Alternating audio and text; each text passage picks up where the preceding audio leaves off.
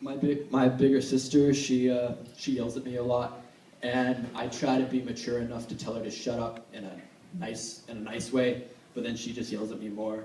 But this poem is about how much I love her, with all of my heart. She doesn't really know where she wants to go in life. As beautiful as her soul is, most of the time she's watching Dr. Phil, trying to fill the holes in her soul with the light radiating off of the television, because most of her life, people have been telling her lies and visions of who she ought to be in their eyes. But those very same eyes were blind to the fact that she is full of magic, that she can trick the world into letting her be whatever it is she wants to be. Those very same eyes were blind to the fact that she had her own sight.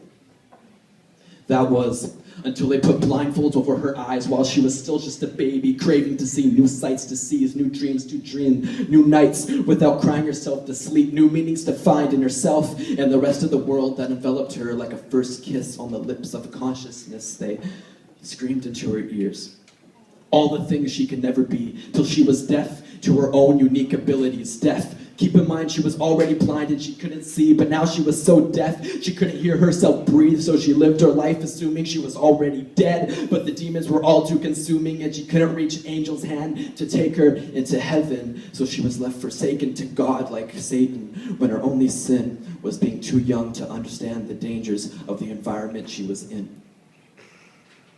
Stolen from her home, from herself, alone in a hell that enveloped her as she bled out from when they shot her right in the heart of her being, bleeding, and all they could do was critique her for the bloodstains on her tutu. All they could do was objectify her body, the only home she had, telling her she had to purge up her insides till there was nothing of her left, till she was just a skeleton, dancing to the melody of the sweet verbal abuse that left her confused as to why the music didn't sound like music anymore, confused as to why the dancing that was once so enchanting felt like pulling puppet strings on a corpse, but behind closed doors.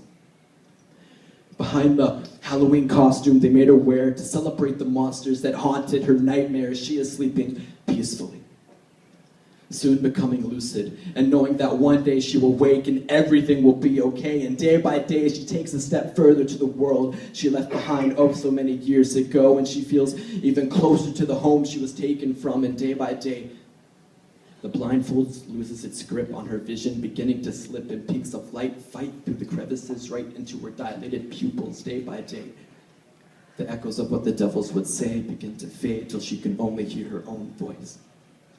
And she says she doesn't know just yet exactly who she is or where she wants to go. But whatever and wherever she ends up, she will know that she is beautiful.